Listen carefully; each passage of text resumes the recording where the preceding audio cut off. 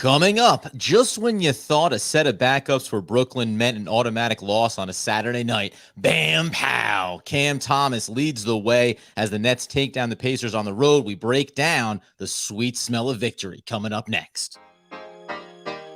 You are Locked On Nets, your daily Brooklyn Nets podcast, part of the Locked On Podcast Network, your team every day.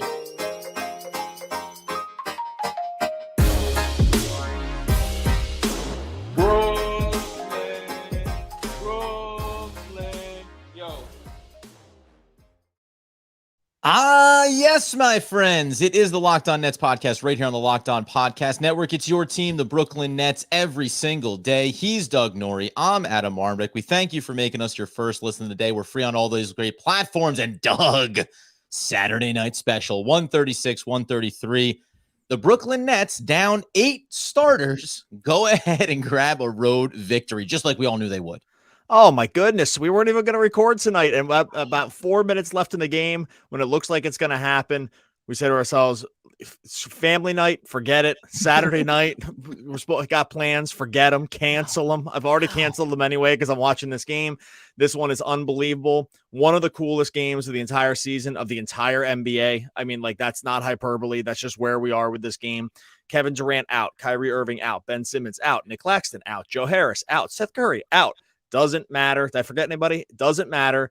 Nets bring in the backup, all the kids in Patty Mills and Edmond Sumner, and they just pull out a crazy victory in Indiana. I mean, this is I believe it because I watched it, and it's just one of these games that sometimes you wonder at the end of the year which games you'll remember and which games you won't.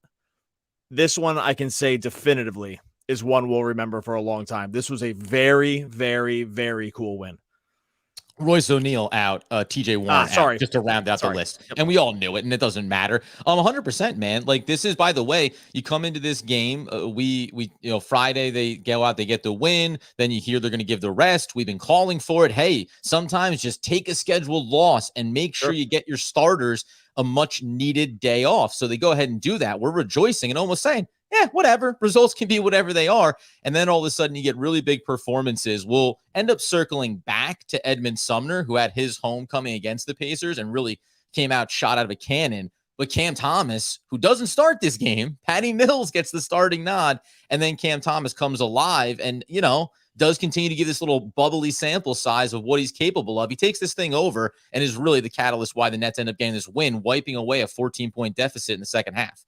Look, if you play DFS, over on some of these sites whose name is not going to mention, but you know who they are. It's one of these crazy nights where guys like Edmond Sumner and Day'Ron Sharpe became complete household names because they were seen as awesome values, right? Like, they were seen as awesome values because they were going to have a crazy good opportunity. And to say that these guys did it all with the opportunity is a total understatement, right? Sumner, 21 minutes, 21 points, 7 rebounds, 5 assists, a couple steals. Looked like he was shot out of the cannon at times, only because of foul trouble. Doesn't play the whole, and they might be a little conditioning here. And then Day'Ron, 32 minutes, 20 points, 12 rebounds, a couple of blocks. And we'll get to Cam Thomas here in a second also. I'll just say it now, Cam Thomas drops 33. And these were guys that the rest of the NBA sort of ecosystem woke up and started paying attention to tonight because they knew the opportunity was going to be great. Not everyone does the most with this opportunity, right? This kind of thing can happen in other situations where you just kind of come up small. And the fact that they just kind of they just sort of just went, I called it like balls to the wall, basically. Like, there was just never took their foot off the gas the entire game, put in peak performances, kind of played, like you said before, like played a little sloppy, still like Pacers shot, like made every 3 and they still won. If it sounds like I'm stammering, it's because that's what we're dealing with here. Like, we're dealing with a completely improbable situation. They were 10.5-point dogs going into this game. I was laughing as you're giving great information because old man Patty Mills played 34 minutes, went 10 of 20 from the field and gave you 24 points. I mean, just like I forgot the names. Here's the thing. Just like I forgot the names of all the people that didn't play in this game. Yep. it's not enough to take 5 minutes and go through all the guys who just completely stepped up and are the reason they win. I tweeted out before. I was like, Patty Mills earned all $8 million of the contract tonight. Yeah, that's like that's totally worth it. Being dead serious. Don't do anything else the rest of the year. You're good. You're good. Like all $8 million, go and spend it and, have a nice life. Like this is all we needed. And I'm kind of kidding, but this is where you hope that you need rest. You hope to just kind of steal one. You hope that everyone's going to go out there and just show out because this is their chance, right? How many chances are these guys going to get to play 30 minutes a game this season? All of these guys? None. It's not going to happen again. Like they're not going to get another chance outside of another situation like this one to play 30 plus minutes in a game. And, Cam butts up against that with 29 minutes. But like you hope that in a situation like that, you're going to see what happened tonight, which is absolute max effort. And sometimes max effort masks lack of talent. Like 100%. Like this was not anywhere close to the most talented team on the court tonight, but max effort, never taking a play off, never taking a rebound off, never taking a loose ball off.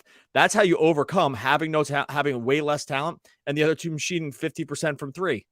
And the other, you letting the team score 133 points in regulation, and you win. Well, it's like, and again, 133 points with none of your superstars, with none of the guys that you would assume you would need to be able to outscore none of the superstars and none of the role players. Right. Yeah. Nobody. Yes, that's right. Your top eight, essentially your top 8 guys not involved in this game. I mean, let me give you one more stat about this because I looked this up before the game. Going into this game, I don't have the exact number, but it's very close to what it is. Going to this game, the combined minutes that the group that was playing and available for the Nets tonight was something like 1,500 minutes on the season. That's how much they had played. 1,000. That sounds like a lot, right? It's like, 1,500 minutes. That sounds like a lot. Kevin Durant and Royce O'Neal have played 1,800 minutes, just the two of them. That's neither so they've played those two guys. Those two guys for the Nets have played 300 more minutes than everyone the Nets had available tonight combined. These guys have not played at all this season. And this is why they were huge dogs. And they saved it all up for this performance. It was awesome. I'm gushing.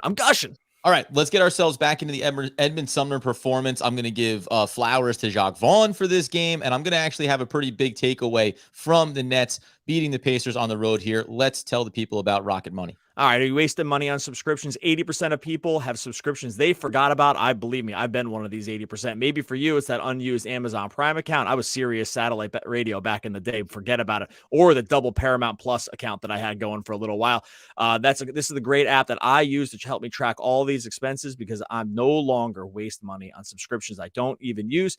You may have heard of it. It's called Rocket Money. It was formerly known as Truebill. Cancel unnecessary subscriptions with Rocket Money today. Go to rocketmoney.com/locked-on. It could save you hundreds per year. That's rocketmoney.com/locked-on. Nobody knew that Edmond Sumner was circling this game as being a revenge. Because he had been injured, didn't really know what was going to happen. Indiana's rebuilding, and the Nets kind of grab him. They take a little flyer. I think it was 18. It might have only been 16 points in the first quarter. He only scored 21 points for the game. But this dude came out, and we talked about him throughout the course of this season. He plays, and we thought maybe early on, sometimes he moves too fast for basketball because he just can't keep the ball with him.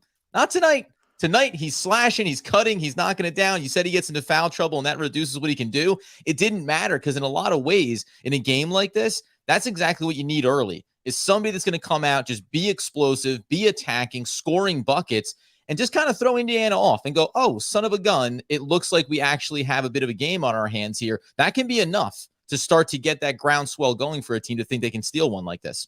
100%, man. He's a super tryhard. And sometimes you laugh at the tryhard guys because it's like, hey, especially if you're playing pickup or something like that. And it's like, hey, man, like settle down. But in a game like this, it probably throws the other team really off because you come in, you're Tyrese Halliburton, you're Miles Turner, you're these guys, you look across and you know the list of guys that are not playing for the other team. You can see them all sitting on the bench. You can see the bench is almost not big enough for all the guys that the Nets usually play. And then you get out there and you have Edmond Sumner, and we're going to get to Cam Thomas here in a second. So believe we're not burying that one, but just go chronologically here. You get Edmond Sumner, who's literally everywhere on the court. And all of a sudden you kind of do a little backpedal because you're like, oh, this is not what I was expecting. I was not expecting this level of tenacity, this level of energy, this level of just basically try hard. And that does two things. One, it bleeds into everybody else, right? Everyone else kind of gets the memo on the Nets. They get the memos like, oh, this is what, like Markieff Morris's of the world. Oh, this is what we're doing tonight. We're going to just have to like have some dog in us. Yeah, of course. And that it galvanizes everyone else and throws the other team probably a little bit off because they're like, I did not expect this level of just like, frankly, energy.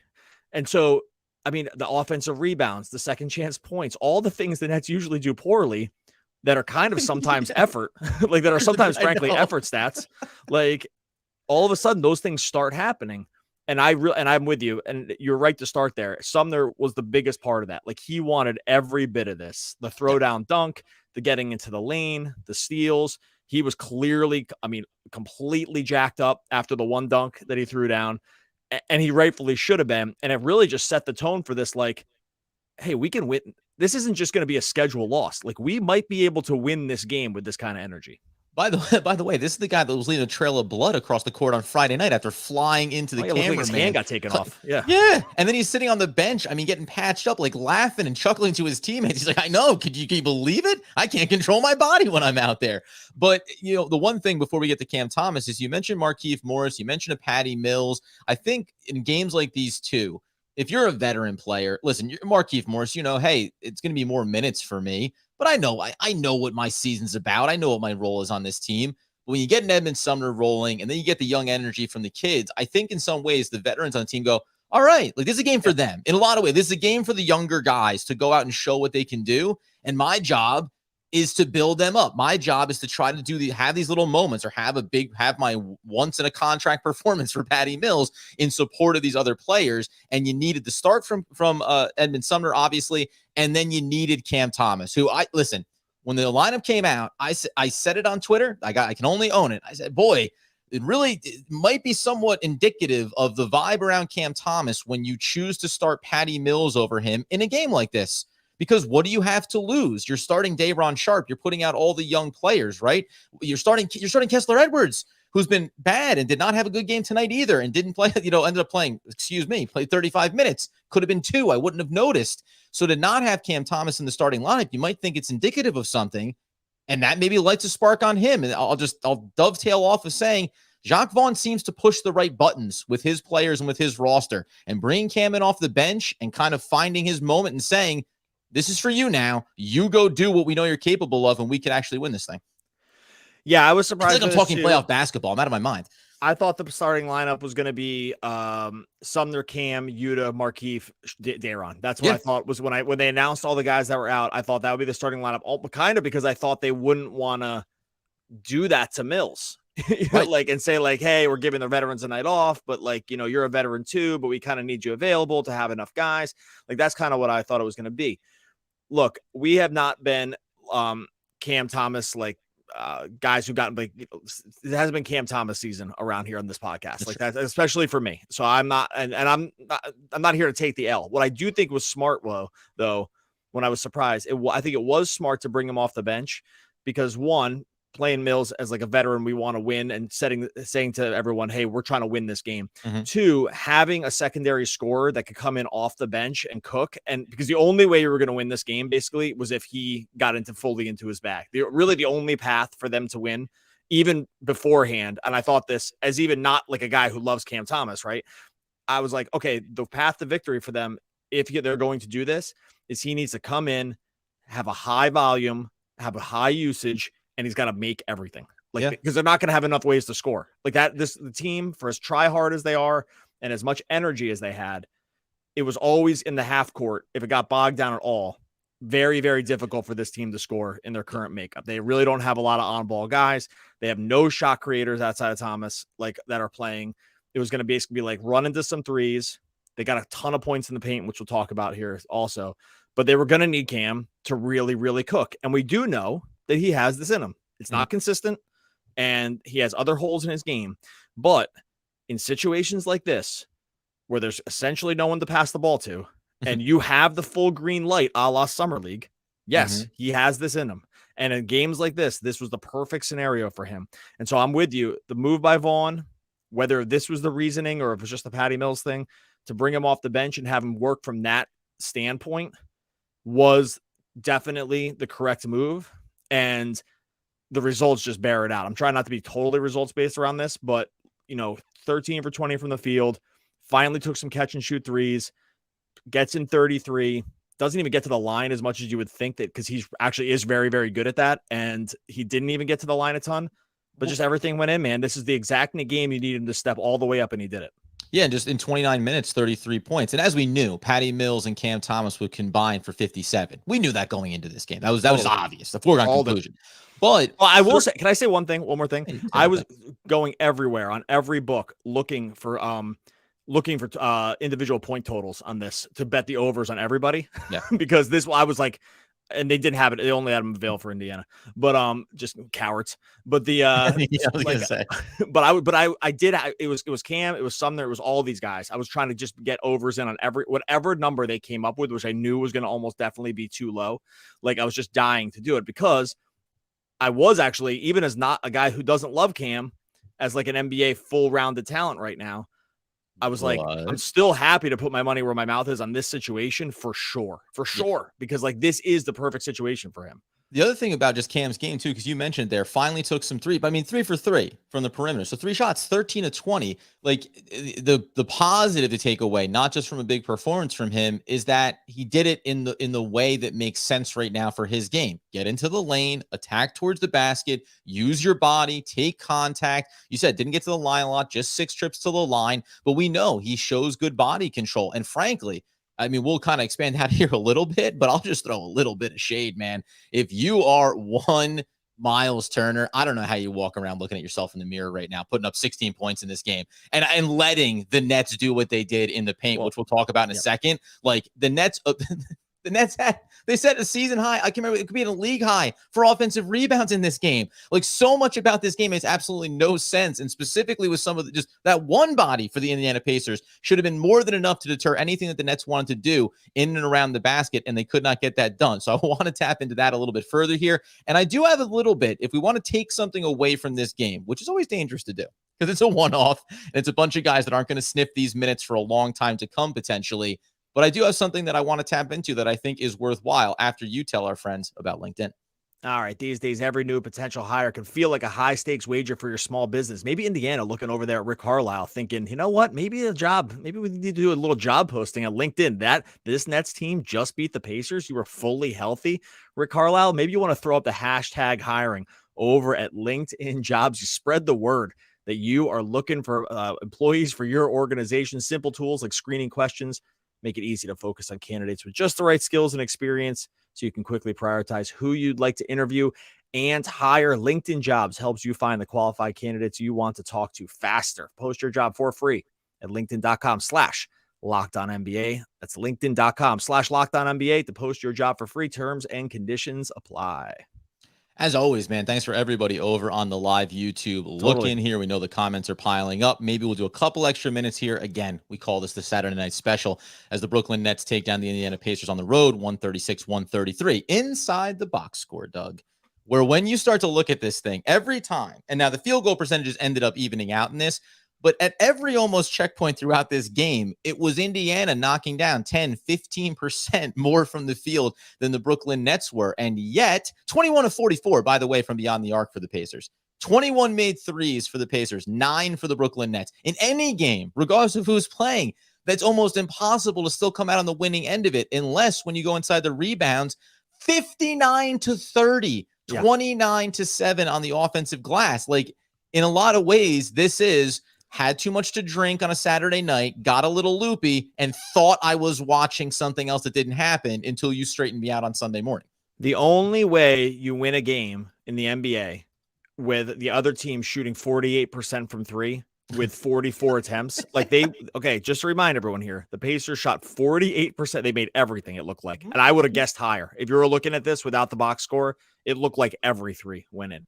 48% from three on 44 attempts. The only way you win a game in the NBA these days, or really ever, when that other team does that to you, is by literally beating them in every other category, or in the Nets case, smoking them in these other categories. Yeah.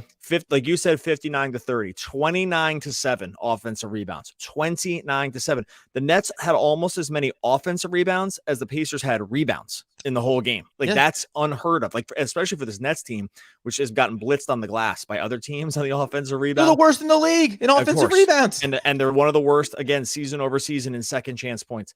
Opponent's second chance points. So have the Nets be able to all of a sudden turn that into an advantage by them. And again, we know this, like when Sharp gets a lot of minutes, this is the thing. One of the things he can do, he's like a crazy, insane rebounds per minute guy, right? Like, so we already know that he has this in him. So the way you beat these guys, the way you beat other teams is you dominate in these other aspects of the game. And that's what the Nets were able to do. So they're able to crush them on the rebounds. They're able to basically tie in turnovers. They beat them in fast break points, 25-17. They crushed them points in the paint, 72-42. They outscored them by 30. And a lot of that's off the offensive rebounds.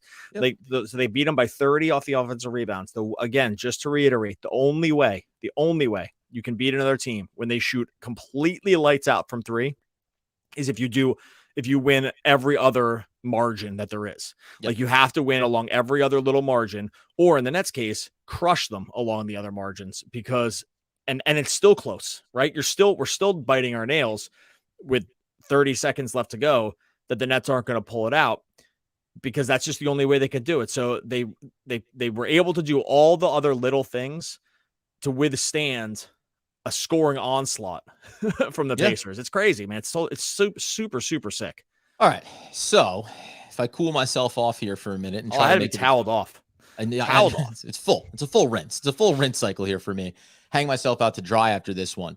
If I'm going to have a takeaway from this game that I think is there anything of substance beyond being like, man, what a game for some of these young players. Great performance. You get a win you don't expect. It actually kind of matters when you give all these players a night off and you still pick up another win, which is important for where the Nets are in the standings and just trying to build on their now, 7-1 over their last 8, 6-1 on the homestand that they just wrapped up, is when you look at it, some of the key role players, like a TJ Warren, who just came off a good game, doesn't play in this one. Yuta Watanabe, first game back coming off of injury, 21 minutes, 10 points. We know that he's an important part to what they want to do here. The one thing I'll say is Edmond Sumner, this is a game that matters. His process in integrating with this team really matters. Like, he's becoming more and more important to what they're going to do. So I think that matters. I also think that whether or not Cam Thomas and Day'Ron Sharpe have any significant role over the course of this season, it is important that they played like this in this game, because otherwise you go, all right, that's it. They're done. They're non-factors. They couldn't even look adequate in a game against the Indiana Pacers when you're giving guys a night off. Instead, you remind yourself, Cam Thomas is capable of this, which just means, hey, we can tap into it. It means that anytime we maybe want to give the stars off, we hopefully can go back to this well again. And for Day'Ron Sharpe, you managed to avoid picking up too many fouls too quickly, managed to be productive on the glass. And there is this world where you can think about 20 games from now, 30 games from now, that these guys may keep making incremental process and actually be something for this team over the course of the season. Like, when I think about the depth on a team and guys that are going to play big minutes or otherwise, I do think that performances like this make me feel more confident in the group of players that weren't even on the court tonight, right? Because it means you're good enough to put out this squad and still win a game. Yeah, I don't think this game will change any of the rotations. Like, I don't think we're going to start seeing a lot more Cam Thomas. I don't think Day'Ron's been all the way at the end of the bench this season. I don't think we're going to see more of him.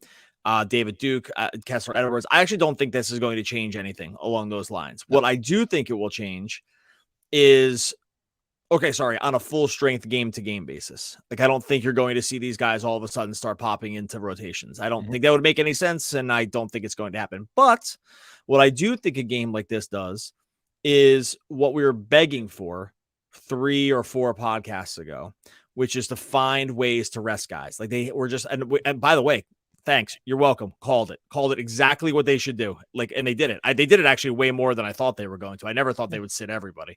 I thought it was just kind of be like a Durant thing and maybe Royce. Like, and I have said since we started this podcast, we love when Josiah listens. We love when Sean Marks listens. And listen, maybe the change in the coach, maybe it's Jacques Vaughn, and he says, They've been bending my ear on the podcast. It feels like a smart move. This was the exact game, I think, that we tweeted out that said, like, this is the game they should think about resting everybody. It's the second half of the back-to-back. They've just had a million minutes here, like, and just do it. And I never thought they would do this. But back to the rotations. I don't think you will see them start playing. But what I do think you might see is a more coordinated, like, thought around picking and choosing your spots with some of the other guys, right? Like with a Royce O'Neal, with maybe KD, right? Like with Joe Harris, like feeling a little bit better around not having to run some of these other guys into the ground either, along with KD, who I still think they should manage minutes on. Like I'm still, they got one game in here. Great. They probably owe him a couple more here. Like as we go forward, I think a game like this allows you to at least believe that you're not going to get steamrolled in situations where you don't have everyone on deck. And I think that is a big thing for the Nets. Like, I think the Nets needed to see this. I think they really needed to see it because they clearly... Do we have a B squad that can go beat an average NBA team? And this is what we said before, earlier when we did the Kevin Durant minutes episode from earlier in the week, was like, sometimes you just need to save. And Jacques, I think, has done a great job. I think he did a great job here. He's clearly a motivator. Like, he's clearly does a lot of this stuff right. Like, he does a lot of this motivation / X's and O's stuff, has a plan. He was clearly like, hey, run every time. The only way we're going to win, run. Like, be super aggressive.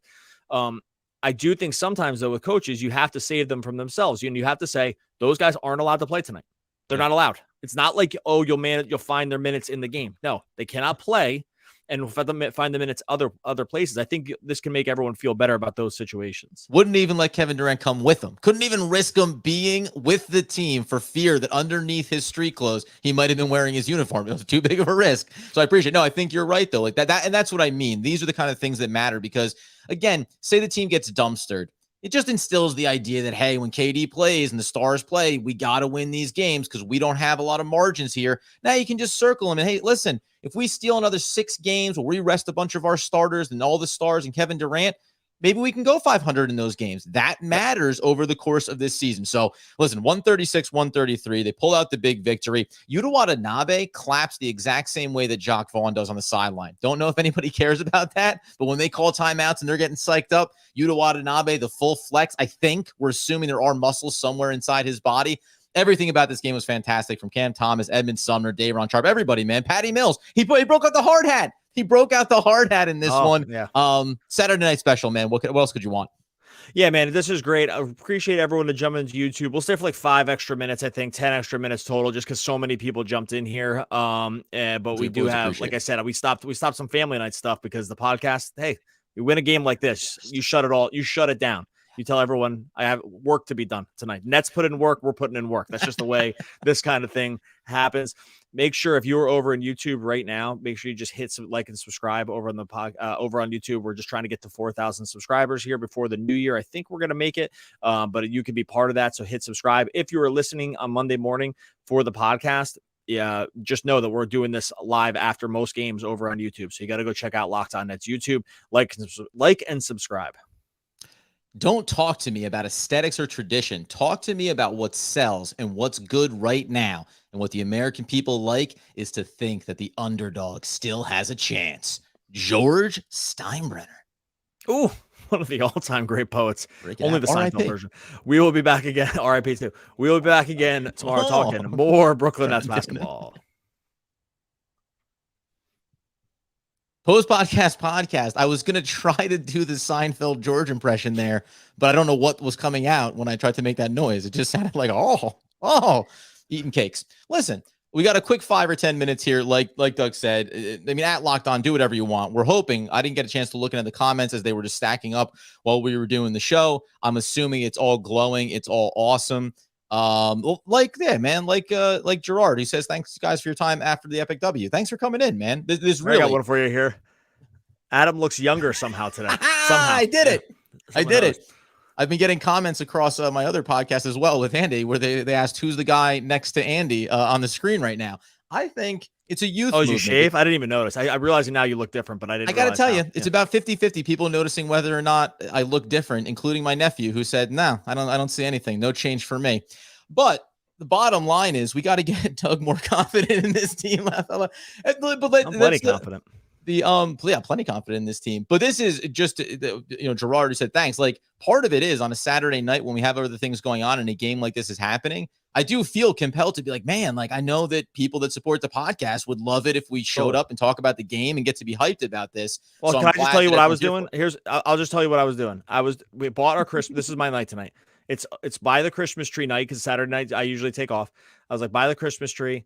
We're going to decorate it tonight. We'll get all the fixings out. We'll just get the music going. Maybe we'll get a Christmas movie going. And maybe while we're watching Home Alone 2, we got the Nets game off to the side on the computer. We're checking in every once in a while. I'm watching every single moment because I've seen Home Alone 2 9,000 times. So I got all the beats there. Nothing new coming in Home Alone 2 for me. So I felt pretty confident that I wasn't going to need to check in. Did Harry win? Did they win in the end? As we're going, I'm like, I think they're going to do this. So then I got to start planting the seed that maybe we're going to be podcasting, like maybe. And then as we're going, and then we're texting Adam, and then it's going to happen. And then, I'm telling Adam to change the name of the podcast, because he calls the Nets win with there's 2 minutes left in the game, and the podcast title is already the Nets have won. And now it looks close. And I think he jinxed them. Just try to walk everyone through what my night was like. All right. No one needs to work on me. No one needs to work on me. I love work on you, Doug. You got to work on you. Everybody knows that I've been invested in this team. I believe in the young core. I believe in these type of sit down the star win opportunities. And you want it. You're invested in the squad. Okay, let me just. I know what this is. I know what this comment comes from. Here's the deal. I have two separate minds about the Nets.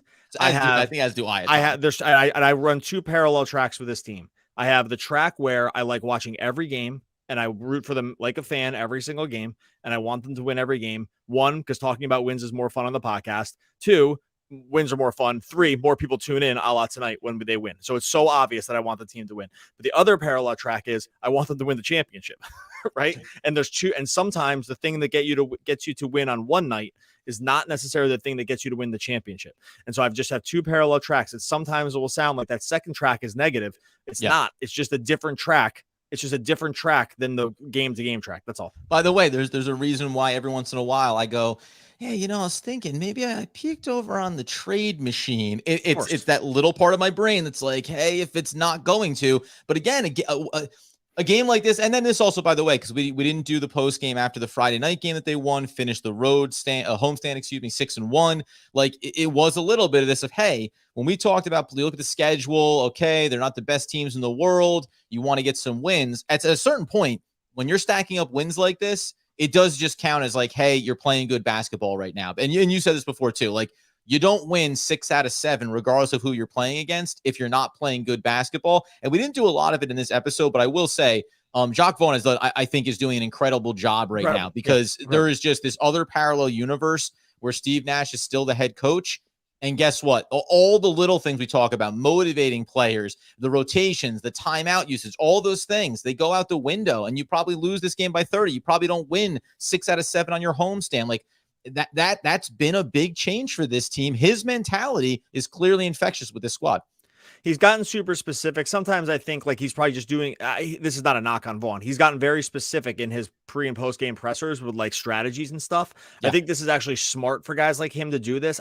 Every coach does strategies. So like even Steve Nash did too.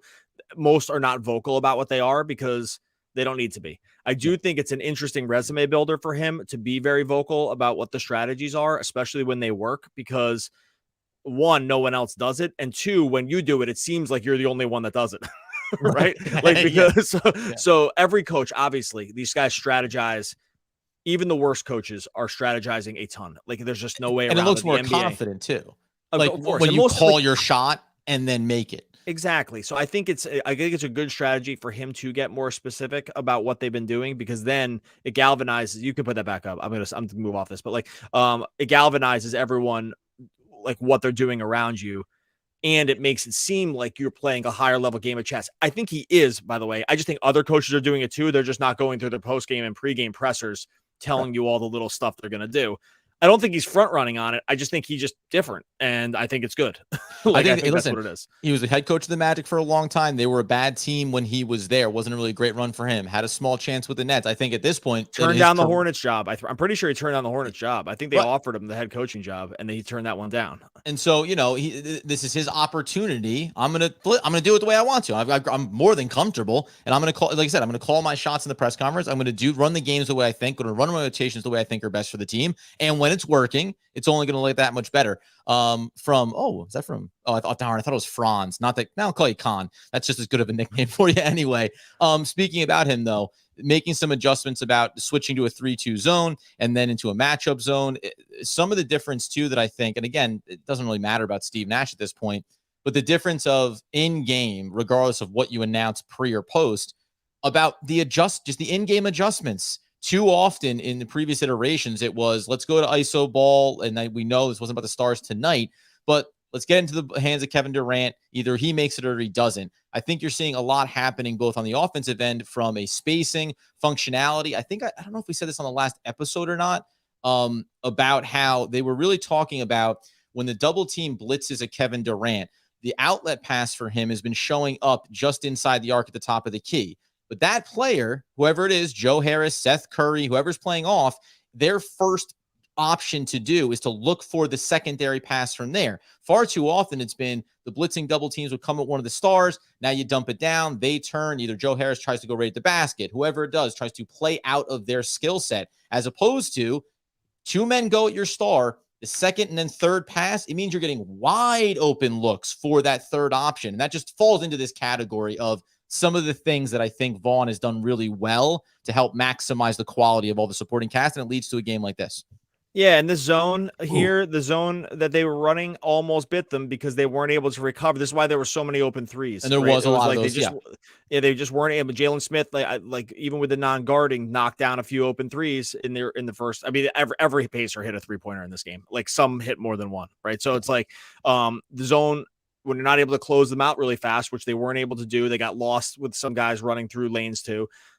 It's just going to happen. But in terms of but you're also just going to have to be like super over aggressive at times too, running through this, because that's the other way to win, right? Like you're going to have to, it's like the old soccer thing that you and I were talking about with the World Cup. It's like, hey, sometimes you're going to need to throw out a strategy that could have you lose by 30. Right. The only other, like you might lose by 30, but you might win. But you can win by 2. You might win by 6 or 4, or you're going to lose by 30. But it doesn't matter, because the only way we're never winning by 30 in this game. So the only way to really do this is be super hyper aggressive, right? Like allow some open, like there's going to be open shooters at times. If they make them, okay, we're just going to lose, right? Like, and they did make them, but if we're going to be able to do all the other stuff, then we have just enough counterattack, to be able to win. And that's actually kind of what they did here. Like, and it's the right way to go. Like, this is the right way to go. They have no chance of going toe to toe into like a half court with this team. That's the old, Doctor Strange. This is the one in a million shot that you can win this game. Awesome stuff. Yes, the chemistry is building up here. It's fantastic. I'm gonna cap off the post podcast. Doug's gonna get back to his family. I'm gonna get back to a very busy night that I had over in my apartment without kids or anything like that. We always appreciate everybody coming into this. We'll be back again for Tuesday's episode, obviously talking all things Brooklyn Nets basketball. Thank you to everybody coming in. We really appreciate it. Come back around. We'll keep doing it and talking all things Brooklyn Nets basketball.